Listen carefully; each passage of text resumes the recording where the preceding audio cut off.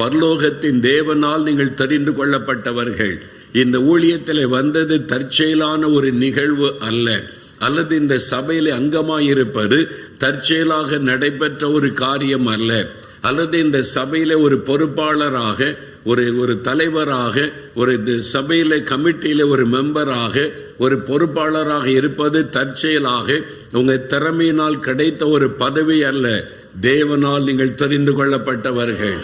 ஆண்டவர் உங்கள் மேல் அன்பு கூர்ந்து உங்கள் மீது ஒரு பெரிய எதிர்பார்ப்போடு கூட தெரிந்தெடுத்து இந்த சபையிலே ஊழியக்காரனாக, ஊழியக்காரியாக ஒரு பெரிய பங்களிப்புக்காக தேவன் உங்களை வைத்திருக்கிறார். நீங்க ஒரு ஜெபக்குழுவின் லீடராக இருக்கலாம், சண்டே ஸ்கூல்ல பிரசங்கம் பண்ணி பிள்ளைகளை நடத்துகிறவளாக இருக்கலாம், ஏதோ ஒரு ஊழிய பொறுப்பு இந்த சபையில உங்களுக்கு கொடுக்கப்பட்டிருக்கலாம், அல்லது இந்த சபையில விசுவாசிகளாக கூட இருக்கலாம். நீங்கள் தெரிந்து கொள்ளப்பட்டவர்கள்.